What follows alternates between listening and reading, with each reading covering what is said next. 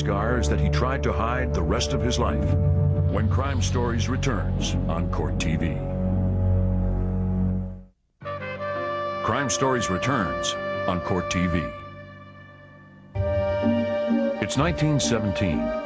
18-year-old Al Capone works for gangster Frankie Yale as a bouncer and barman at Yale's Coney Island Club. He uses his strength and size to enforce the rules of the house. One night when a young Sicilian hoodlum named Frank Galluccio came in with his girlfriend and his younger sister Lena. Well, Al Capone, while serving the table, made some very fresh remarks to Lena, specifically, "Honey, you got a nice ass, and I mean that as a compliment." Frank Galluccio didn't take it as a compliment. Frank Galluccio, probably giving up 40, 50 pounds to Al Capone and several inches, went for the razor he was carrying and went after Al Capone.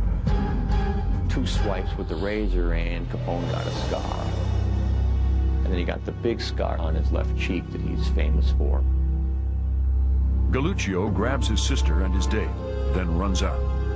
Capone is taken to a nearby hospital where 3 facial wounds require 30 stitches.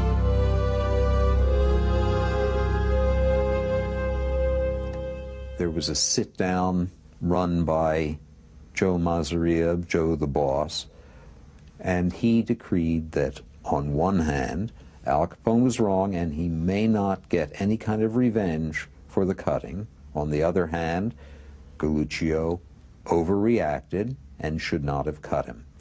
Ever after that, Al Capone hated the fact that he had the scar and considered it a matter of shame. And he learns, I think, that if you settle things peacefully, you're going to always have to carry a scar.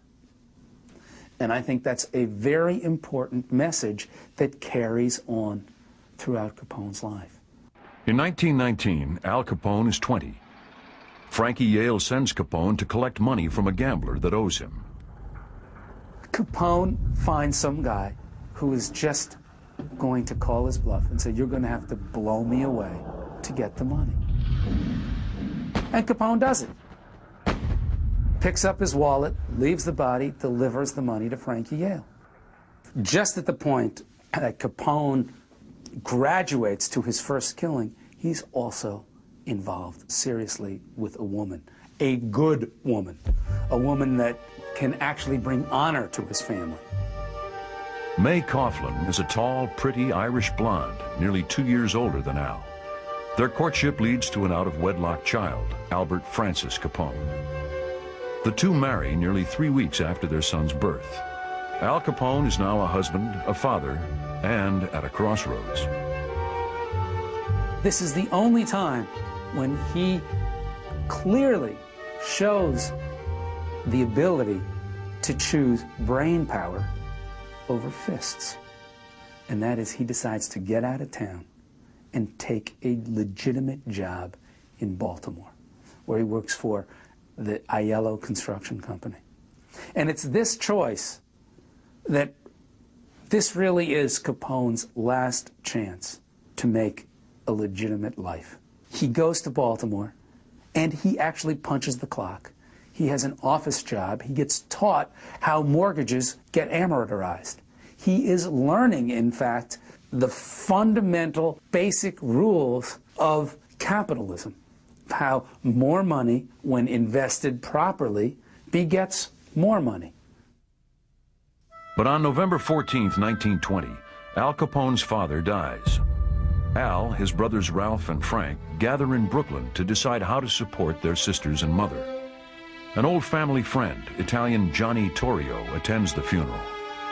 Torrio is now running gambling and vice rackets in Chicago for his uncle Big Jim Colissimo. Frankie Yale recommends Al Capone to Torrio. The two hit it off immediately. Johnny Torrio became Al Capone's mentor in the way Frankie Yale had, but much better because Torrio was a good deal brighter than Yale had been, knew a lot more, and had much more to teach Capone. On January 1st, 1920, Congress passes the Volstead Act, prohibiting the sale of alcohol. But ironically, prohibition creates a great opportunity for gangsters. John Torrio needs help in his expanding empire, so he invites Capone to Chicago. Chicago is the perfect place for an enterprising young Al Capone, because it's not just the gangsters who are crooked. Police chief in Chicago indicated in the early days of Prohibition that 60% of the Chicago police force was involved in bootleg operations. So you had corruption from the very beginning, festering at all levels with the police department, all to the top where Bill Thompson was the mayor, who believed in a wide open town. February 1921, Capone boards a train, leaving his wife and son behind in Brooklyn. Arriving at Chicago's Union Station, the 22-year-old Capone believes he is taking a job to help support his recently widowed mother, but instead steps into a city that he will change forever. Capone reports to Johnny Torrio, who begins training his protege. He insisted that Capone go to school and lose his accent and start studying. He trained his mind, and he trained him in the ways of the kind of crime that Johnny Torrio wanted to pursue, which was the crime of business, the business of crime, not being a hoodlum, running things the right way. Al Capone is tutored in the ways of sin, money, and Chicago gang wars as he climbs his way to the top. Next, when Crime Stories returns. Scarface Al Capone continues on Court TV. During the 1920s, organized crime is off to a great start. At its center is 24-year-old Al Capone. Al Capone probably was the first of his kind as a powerful gangster. They had groups in New York that were vying for power, but that was a bunch of mustache Petes shooting each other up in the 20s. They had no one dominant figure. Chicago was ruled by Al Capone, and because he became synonymous with organized crime, the syndicate, the mafia, call it what you will, he became a legend. He was the first real big gangster that the United States ever had. Al Capone begins his climb to the top by starting at the bottom. John Torrio's Chicago operation is grossing $4 million a year from beer and $2 million from prostitution. Capone works for Torrio's Chicago operation as a soldier, a young thug who has to do whatever he is told to earn his stripes. Soldiers are important assets to the various mob interests who have carved Chicago up into gang territories. It doesn't take long for tempers to get aggravated, for people to start fighting over these sums of money. And that's when Torrio needs somebody to kick some ass, or somebody who's not afraid of force. And that's Al Capone. He knows how to beat people's heads in. So by 1922, Al Capone goes from the outposts of the racket up closer and closer to Torrio, because Torrio knows that Capone can be personally trusted. Because of political pressure from Chicago's City Hall, Torrio moves his operation to Cicero, Illinois.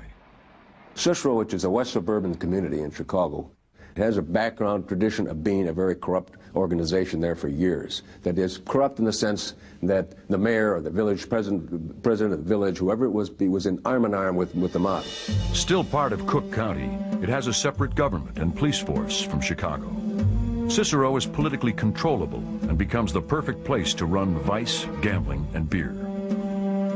Torrio trusts Capone so completely, he puts him in charge of his organization when he moves his mother back to Italy. Rather than negotiate like Torrio, Al Capone and his older brothers Ralph and Frank rely on brute force to gain control. The young editor of a local newspaper, the Cicero Tribune, decides to write about the Capone's corrupt hold on Cicero. One day, I heard that the Capones had opened a new brothel, a new whorehouse on the edge of town. I heard the fee was $5, which was a lot of money in those days. Robert St. John goes undercover as a customer. He feels if he can get to the right girl, he can find a story that will outrage the public enough to close down the brothel. If he is caught, The Capones will kill him. I picked